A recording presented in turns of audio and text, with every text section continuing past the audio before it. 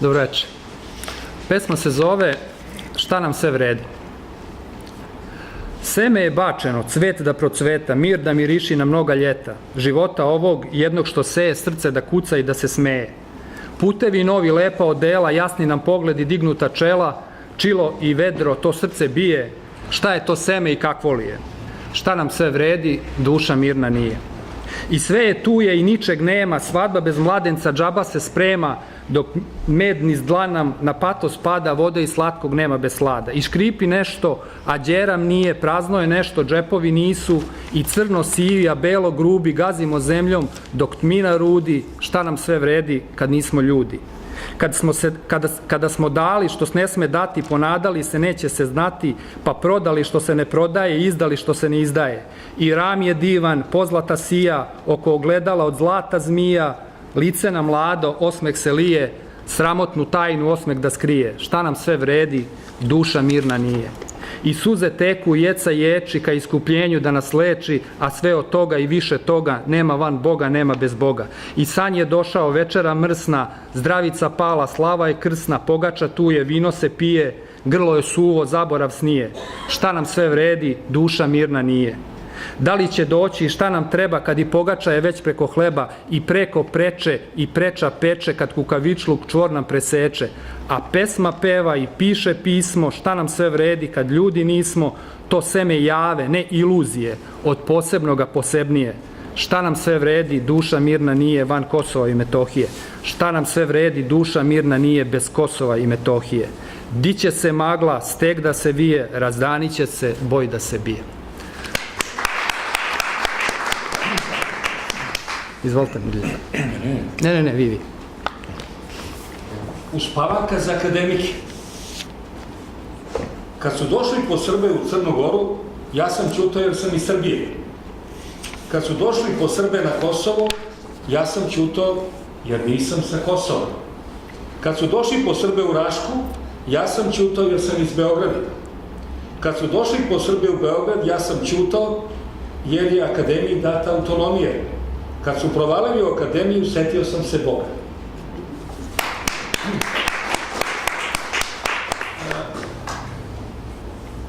Ova pesma je šamar društvenom ukusu i stradalaštvu i jadu u kome se nalazimo. Predrag Jakšić je do ove knjige objavio 4 knjige pesama, snimio 3 filma, napisao 4 drame, 1 knjigu iz teorije filma, ali pisao je, kako i na momente ovde zvučalo, uvek je bio više angažovan nego lirski nastrojen. I nije se u tom iscrpljivao jer su te njegove angažovane pesme pančene po jednom jezičkom udaru, po jednom grču, po jednom otporu. Sada je on postao dramaturg, poštovani dramaturg, otpora i nepristajanja na lošu stvarnost ili rđevu stvarnost koja i troši nas i koja i mi trošimo nju. Čak i neoprezan čitalac kad naiđe na pesmu u kojoj se kaldrma javlja 4 puta, zna da su tu kaldrmu osetili oni koji hodaju. U Srbiji se zna ko hoda, oni koji su nezadovoljni. Svi ostali su zadovoljni i ćute. Predrag ne ćuti i on na neki način piše prave političke pesme gde svaka reč može da uđe u pesmu. Čak i dron. Dron se čak 2 puta javlja u njegove poeziji. Da ne govorimo mantrak i mnoge druge reči, ali u stanju je da ponekad neke reči koje znamo malo izvrne, da ostanemo u dilemi šta je hteo da nam pred kraj pesme kaže, šta nam ta reč kao čvorić, na šta nas upućuje. Međutim, ovo je kritička poezija, nije samo angažovana u najplemenitijem smislu, ali je kritička poezija koja se kod nas retko piše. Znao je Duško Novaković u pojedinim fragmentima da udari žestoko, pa i Vukadinović pred vama, ali to je jako nepopularno. Treba da budeš modern pesnik i da što više pobegneš od realnosti i da tamo zaglaviš. Ili u nekim jezičkim zavrzlamama koje nekima zvuče smešno pa traže humor i da ga nema. Ove su pesme Predraga zatekle i on u ime svoje generacije njih govori, ali pošto je kao pravi usamljenik, on govori apsolutno ovo u svoje ime i nikome ne preporučuje takav stav. On je užasnut tom našim okruženjem i našom sudbinom i našom realnošću, preosetljiv kakav je bio od početka, u onoj prvoj fazi, sad više ne može da odćuti ništa. To je za poeziju dobro, za autora ne mnogo dobro, ali šalu na stranu, ja se radujem da sam najzad nešto čuo iz te gornje sobe, ja sam je dugo zvao za umljača, jer mora jednom da ti dođe iz uma u um, a ne iz dupeta u glavu, to nam ne može nikad doći, dolazi nam u drugim stvarima, u mišljenju ne. Znači, ta gornja soba, to je on uradio fotografije, a lepotom knjige se bavio, da ne promašim umetniku, ime Slaviša Krstić. Tako da i on dao krst ovoj knjizi lep.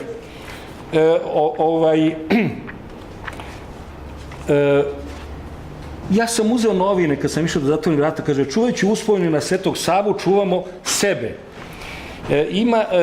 Jednom mi je pričao, izvinite na digresiji, da bismo stigli do Peđine reči, koja nije njegova, nego se javlja od pesmi o Svetom Savi, kaže, vi Ršum pričamo, kaže, naučio je brzo himnu Hej Sloveni, kao bistro dete planinac, ali jednu reč nije dugo naučio je, ali nije znao šta je. Kano klisurine. Aj za klisurine su mu objasnili, ali kano. Znači,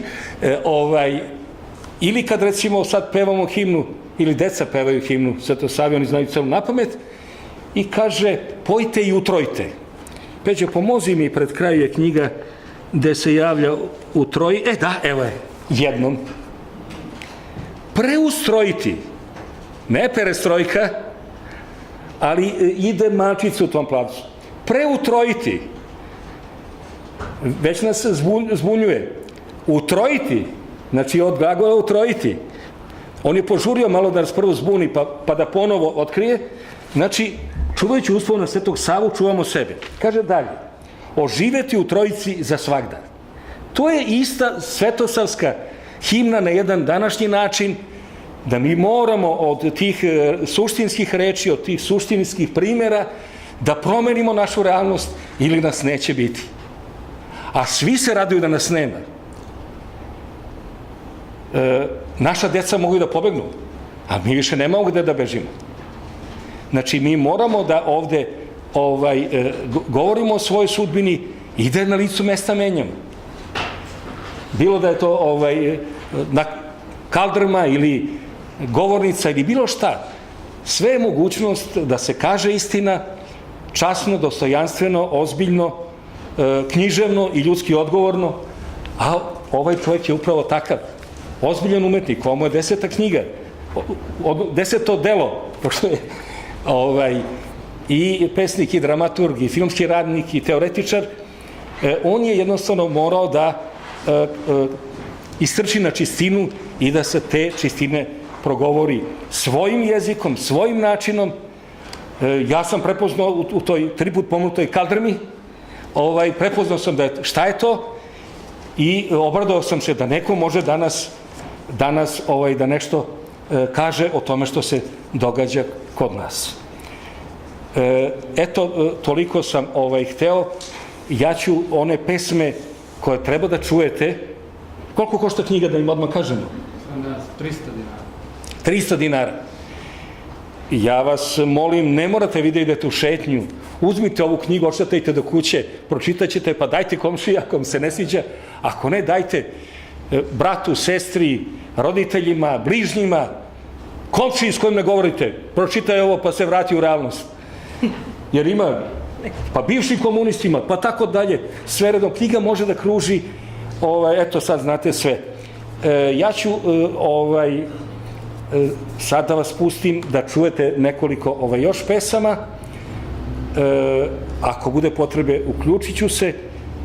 Mi smo društvo Tiho jednobratstvo večeras izabrano. Nigde ne žurimo, autora možete da pitate sve. Mislim, ja ovo zaista smatram svojom kućom, ovo je, ne znam tačno, recimo 4. 5. put da govorim ovde, 3. put da promovišem svoju knjigu, tako da se ovde stvarno osjećam i slobodan i zaista mi je lepo.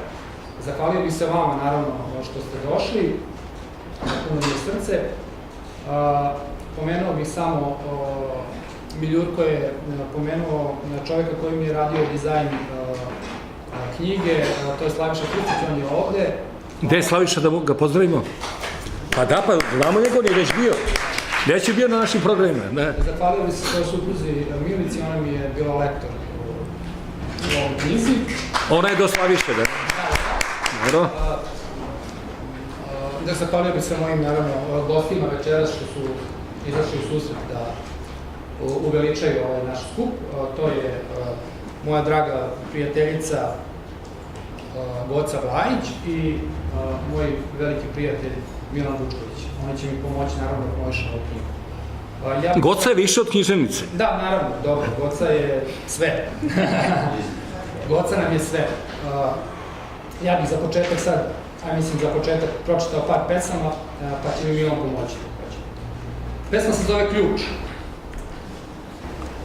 Kada budete pronašli bravu, to će onda biti ključ. Sad je ništa. Samo bezvredni, mali, korozivni objekat. Ko duša bez Boga. Ništa. Pesma se zove Metohije raja. Kad odemo, svi ćemo plakati. Zadovoljstva trenutka za večnu tugu. Kad odemo, svi ćemo plakati, neutešni ljudi u tuđini. Kad odemo, svi ćemo plakati zbog propuštenog ostanka. Samo prognani iz Metohija raja plačemo, a morali smo ostati. Pesma se zove Bostandžija i Kandžija. Inače, pesma kojom sam, naravno, pretpostavljam da ćete prepoznati, to je jedan događaj koji se odigrao nedavno, pre možda godinu, dve u Srbiji i prosto me je inspirisao da ovo napišem. Znači, Bostandžija i Kandžija. Oteli mu Bostan, svoji nemaju. Lubenice bi da jedu, da ne plate i ne zalivaju. Suze Bostandžije niš ne koštaju, vlast silnika niti je peku. Oteto, prokleto, kaže narod i Bog Standžija. Bog Standžija, da. Sad bih zamolio Milana da pročita par pesama. Nemotivi. Motivi napada nisu poznati, reče ubica ubijeno. Ubijeni ćuti, ne govori, valjda se slaže.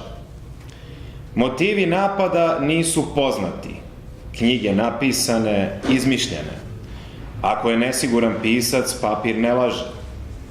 Motivi napada nisu poznati, ne poznajemo se, ne poznajem te, ne pali svetlo, ne lezi vraže. Dva psa ili fotografija 3. Fotografija jedna, ulična. Dva psa na njoj. Jedan čist, s pedigreom. Mažen, okružen ljudima, osmehom. Drugi sam, tužan, uličar. Gleda onog rasnog i njih sve. Fotografija jedna, ulična, plače. Pesma se zove Mantrak. U zemlji mantri vlada mantrak. Vlada tako jedno vreme, pa drugi dođe. Jedino mantre ostaju stalno, jer mantre nemaju alternativu. I mantra, mantrak i mantra narod mantrakov. Za sebe, o sebi, protiv sebe, u sebi. Moraš mreti fukaro, moraš mreti fukaro, moraš mreti fukaro. MMF, MMF, MMF. I mantra mantrak i mantra narod mantrakov. Moraš mreti robu, moraš mreti robu, moraš mreti robu. MMR, MMR, MMR. U sebi, protiv sebe, o sebi, za sebe. Nema dobrovoljnosti, samo dugo mantraštvo, samo drugo mantraštvo slobodnih saradnika mantre velike, prisilno da se uzmu krvotoci, potoci, potomci, Isisa sisa dečija. A tamo negde daleko, iza mantri, iza zaveste zvezdaste, stanuje čarobnjak jedan lažni, mali i uplašen, ali skriven dobro. Dronove pušta šarene širom šara zemaljskog u zemlje daleke, u zemlje bez mantri, da bi mantrake postavio neke da mantraju u ime njegovo jedno vreme, dok ih ne zameni mantracima drugim sa mantrama starim. MMF, MMR, MMF, MMR, zbog krvotoka novih, zbog potomaka novih, tuđih, neisisanih još i sahranjenih. U zemlji mantri vlada mantrak. Vlada tako jedno vreme, pa drugi dođe. I svaki mantrak misli da je on onaj, glava glavna, jedan jedini, a nije. I on je kao i mali mantrači njegovi, mantrador i SS koplja drugomantrašnog, samo fukara i rob. Pa mantra, mantra, mantra, ropski. Peđa, ako dopuštaš, Da, naravno. ne mogu da se ne setim Slobodana Stojadinovića Čudea. On je imao jednu divnu odu u Međunarodnom monetarnom fondu. On bi sad, verujem, iz groba ustao da se obraduje ovako jednoj pesmi, kazano drugim jezikom, a kroz istu matricu. Hvala ti. Molim. Njegovo ime. Dobroveče još jednom ovako. Hvala svima što ste došli. Mnogo hvala Peđi koji me pozvao, koji mi ukazao poverenje, mnogo hvala svima koji učestvuju, posebno hvala Miljurku i na ovoj inicijativi da se što pre predstavi knjiga Predraga Jakšića, ali i ovom finom, nekom, da kažem tako, uvodnom izlaganju, opet jako kratko, jako suvisloj kritici poetskoj. Ja se nisam usudila tako nešto da radim, niti imam to znanje koje ima Miljurko, ali sam pokušala da napravim od ovoga što mi je opet dao Miljurko odličan šlagvort, da ne pričamo mi s ove strane, a vi s ove strane slušate, nego bilo bi mi jako drago, verujem da to deli pre svega autora, onda i urednik Tribine, da pokušamo da razgovaramo. Na kraju krajeva to jeste povod dobrih knjiga. Ko ima Facebook, otprilike zna, a pratimo se, što bi rekli mladi, otprilike zna, ne otprilike, tačno zna kako ću početi, jer sam to sinoć najavila, to je bila neka prva impresija kada sam pročitala knjigu. Postoje knjige koje cepaju vreme. Lagano ih cepaju. Ali ih cepaju kao sekirom. Na vreme pre i na vreme posle tih knjiga. Te iste knjige raspolućuju vreme. I dok govorim, bit će mi drago da kažete ne, ili da kažete da, ili da dopunite.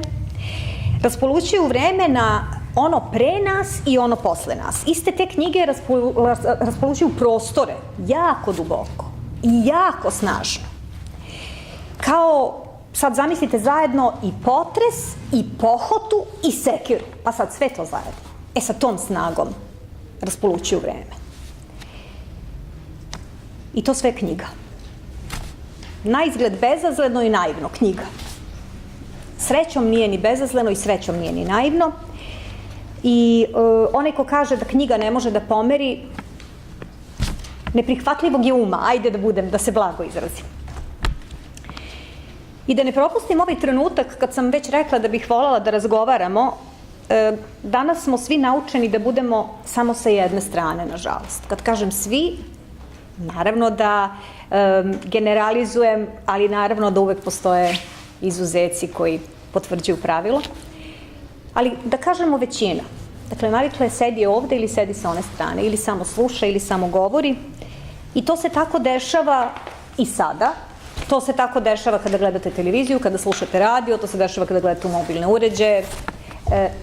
Sve više i sve intenzivnije mi koristimo uglavnom samo jedno čulo. Samo oko ili eventualno samo oko i uho. I tako komuniciramo i u kući. Vi ćete videti koliko god da je to staromodno, ali i danas će roditelji ostaviti pod magnetom cedulju svojoj deci ili će oni moderni slati SMS poruke ili zakrčivati Messenger deci na Facebooku i deca će tako odgovarati. A ono što je najgore danas, zbog čega maloletnici i adolescenti izvršavaju samoubistva, uopšte nije hiperbola, ko prati zna da govorim istinu, to je biti sinovan. Ne postoji ništa gore od biti sinovan.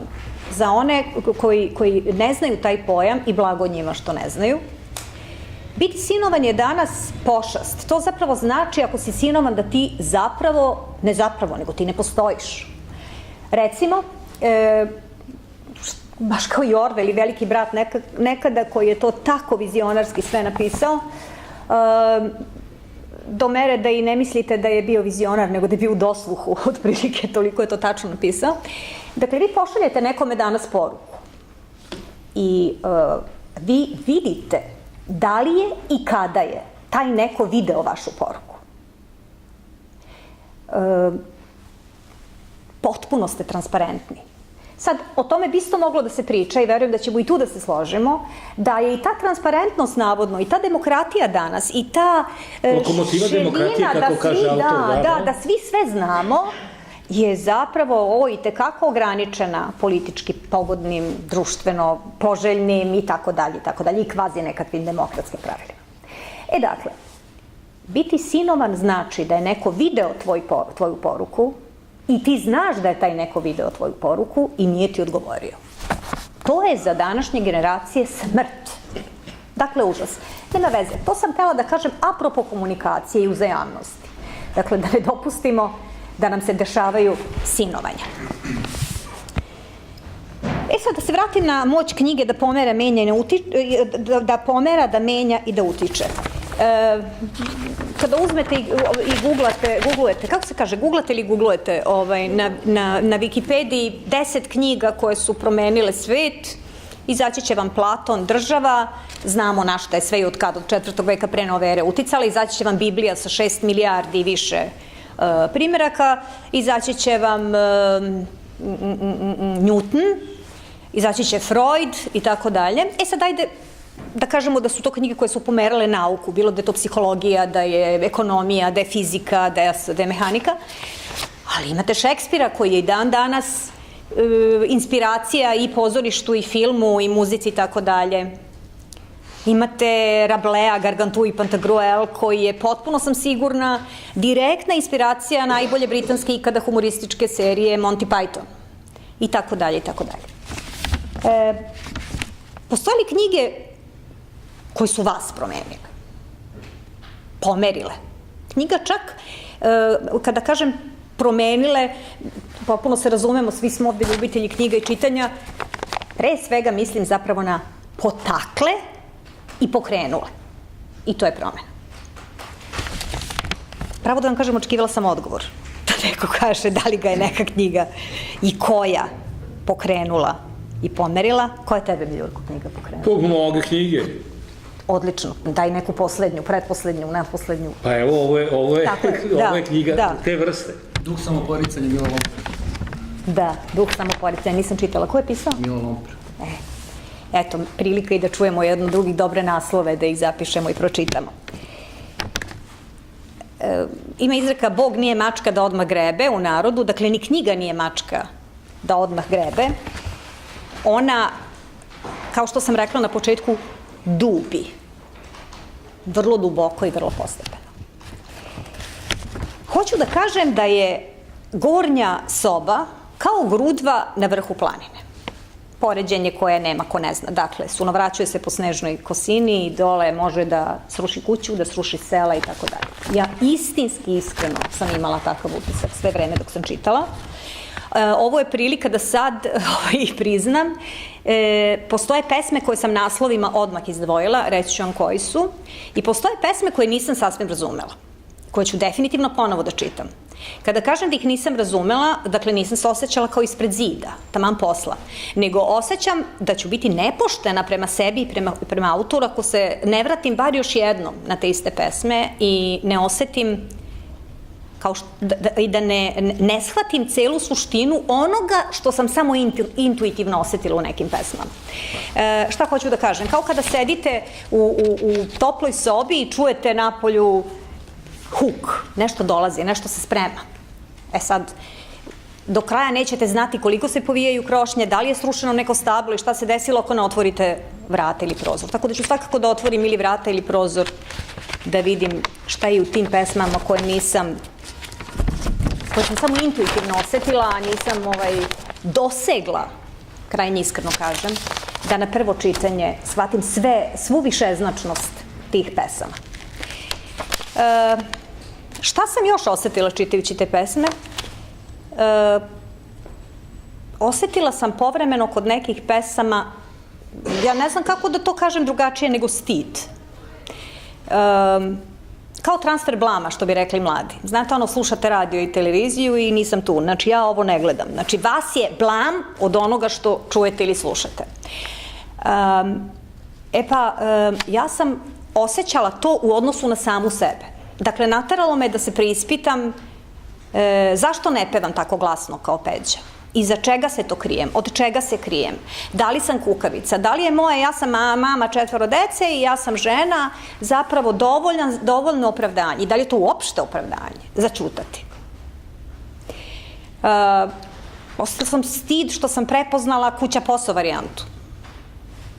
U odnosu na angažovanost i u odnosu na snagu kojom ove pesme mogu da pokrenu i pokreću i pomeraju i na svoju, recimo, pasivnost. Pa recimo da me recimo da su me razbudile i rasanile. Gornja soba definitivno pomera, to mislim da je jasno i ne postoji bolja preporuka od one koju je Miljurko dao, dakle daj ti komšiji sa kojim ne govorite, dajte svima tu knjigu da je pročitaju. Rodni grad, strpljenje je oružje moći, mantrak, pokidani ligamenti razuma, planinarsko slepilo, čovek i povratak, biti i drvena furuna. Ono što vam možda liči na stihove zapravo su naslovi pesama koji su me, da tako kažem, na prvu loptu izvukli su mi tepih ispod nogu. Moj mikrosvet bio je pomeren tim naslovima i znate već šta sve utiče na neki doživljaj kada čitate, pa čak i meteorološki uslovi. Dakle, to ne znači da bih i danas odabrala samo te naslove, čak naprotiv. Danas sam dodala... sekund da pročita najkraću biti, da vidite zašto je izabrala. Kadar biti na strašnom mestu postojati. Kadar biti na strašnom mestu se roditi. Kadar biti na strašno mesto sina poslati. Kadar biti posrediti. Kadar biti ljubav. Veliko je. To nije napisao, to ja vam kažem da doživite kompletno. Dakle, dodala bih da jednu kratku pesmu, koju sam, danas, kada sam ovo sebi pravila kao podsjetnik odabrala, dodala u odnosu na sinoć. Pritom, reći ću vam ovako, i ta me pesma me dovela u samo pitanje, ma da li da to sve kažem što sam planirala da kažem, jer u ovoj pesmi koju ću vam sada pročitati, koja je ovolika, stalo je više, mnogo više od svega što sam do sada napričala. Logorečno. I to je, na kraju krajeva, i snaga dobrog pesnika. Samim tim lekcijom, mislim, reći s malo reči. Pesma se zove Knjiga ili Razgovori 4. Da nije valjala, ne bi toliko trajala. Znaš ti to. Zato ti život i prođe u poricanju praznom. Ko bi normalan život proveo u negiranju onog što zna da ne postoji. Imaš ti razloga, lučonošo, da lučiš vatru kroz nozdrve, ali zmajevi su bajka iz knjige druge sa slikama, šareni papir i korice. Lako je tvoju vatru ugasiti, reč je dovoljna. Jedna. Hvala vam mnogo. Hvala Goci. Ja bih, pre nego što čitam nekoliko pesama, malo rekao nešto o samoj zbirci. Ona je nastala relativno brzo i ja iskreno nisam ni očekivao da ću toliko brzo da izdam novu knjigu, jer je moja knjiga Škrgut zuba, koju sam takođe promovisao ovde pre 1 godinu dana, izašla krajem 2017. i zaista sve pesme, odnosno velika većina, možda sem 2 ili 3, su pesme koje su nastale od tog perioda, znači od izlaska prethodne zbirke do decembra 2018. kad je ova knjiga izašla. Znači, to je bila jedna ogromna količina inspiracija, ako mogu tako da kažem. I prosto je to nekako izlazilo baš puno iz mene. Osetio sam da to mora da se uobliči u jednu knjigu i da se objavi. Sve ovo što je rekao i Miljurko i što je rekla Goca, čuli ste, na mene je konkretno strahovito uticale su dve posete Kosovu i Metohiji tokom prethodnih godinu i po dana. Tamo sam promovisao, u Kosovskoj Mitrovici sam promovisao svoju prethodnu zbirku i posle par meseci sam išao takođe na Kosovo i Metohiju i to sam uglavnom u ovaj južni deo, što bi se rekla, južno od Ibra. I preporučujem svima zaista da nađu nekakvu mogućnost da odu tamo. Ako odu tamo, sve će im biti jasno. Apsolutno će im sve biti jasno ko šta govori, ko šta laže i kako je stanje. I šta u stvari od nas, šta se od nas očekuje i kakve odluke i izbore treba praviti. Fotografija koja krasi korice ove knjige, ja sam je napravio, ispala je zaista jako lepo i kako drugačije da ispadne kada je nastalo u crkvi Bogorodice Ljeviške i to je jedan pogled kroz zvonik crkve koja je u stvari, ajde da kažemo, jedna gornja soba same te crkve, ako može tako da se kaže. Inače, sam naziv gornja soba može toliko toga da simboliše, da simbolizuje. On je između ostalog potaknut, naravno, ovaj naziv je inspirisan i Svetim Savom, kao što je Miljurko rekao, jer mi smo kao narod dosta zaboravni. Ja u jednoj pesmi kažem da je zaborav zločina zločinima. I to je tačno. Sveti Sava je svojevremeno, kada je odlazio na hodočašće u Svetu zemlju, otkupio, znači bukvalno otkupio gornju sobu kuće, odnosno kuću Jovana Bogoslova. To je kuća u čijoj gornjoj sobi, znači to vam je soba na spratu, Jevreji su je zvali gornja soba, održana tajna večera. To je Sveti Sava kupio, znači naš srpski Sveti Sava kupio za naš narod. Mi smo to zaboravili. To, ja ne znam, retko ko da zna. Da se to desilo, da je u stvari u vlasništvu srpskog naroda bila gornja soba u kojoj se održala tajna večera. To retko ko ima. Naša gornja soba, mi dan danas imamo gornju sobu. Naša gornja soba je Kosovo i Metohija. Mi smo svi odande i, kako da vam kažem, ako ne budemo čuvali tu gornju sobu i ako ona ode gore, ništa nam neće ostati. Ja ću vam pročitati sada jednu pesmu da ilustrujem, evo, da kažem ovo što sam sada govorio, pesma koja se zove Postoji. Postoji gornja soba. Postoje ljudi koji bi i gornju sobu izdali. Misle, mogu bez nje. I onako retko zalaze tamo. Nikada skoro, nikada baš. Postoji gornja soba. I kada izdaju, neće stanari, prolaznici, uzurpatori ući u nju.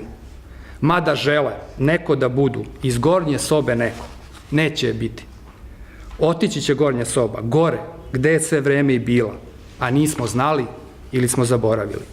Otići će ko blagodat, što dođe, da, pa ode ako je nećeš, jer donju sobu grliš.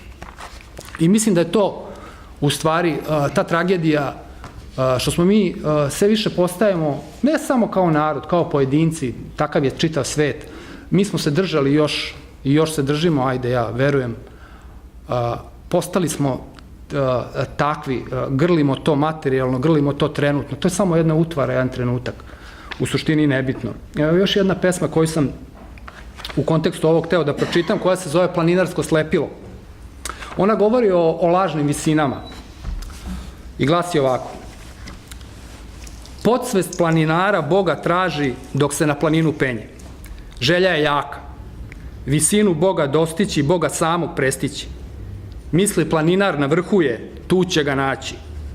Zato i ide sa višljeg na višlje, sa višljeg na višlje i kad na vrh stigne, ne nađe ga.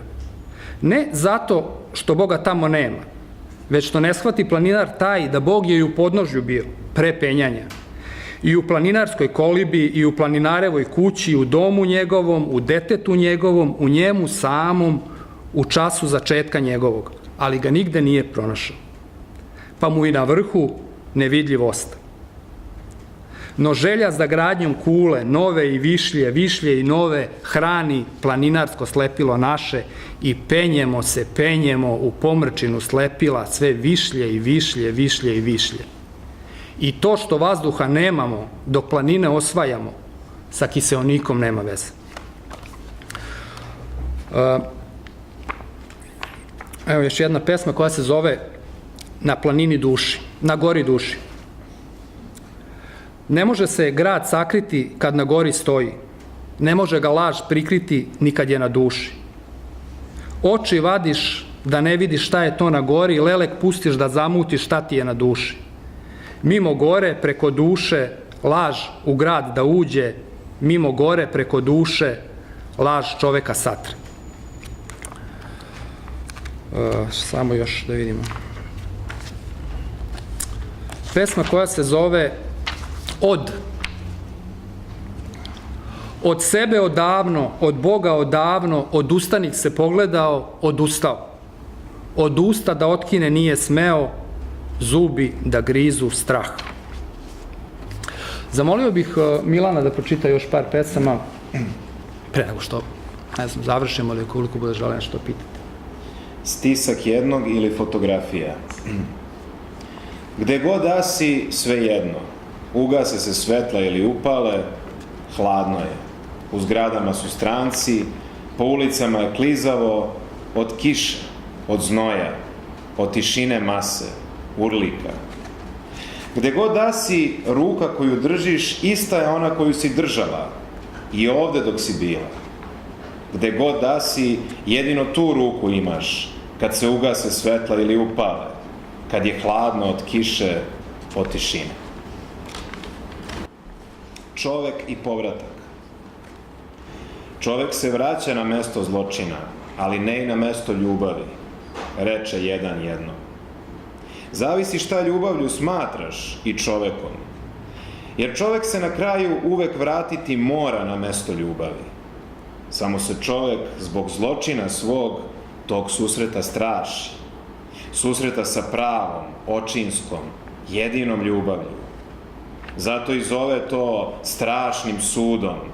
Strašnim, jer je strašno ljubav gledati nje nedostojan. Divno.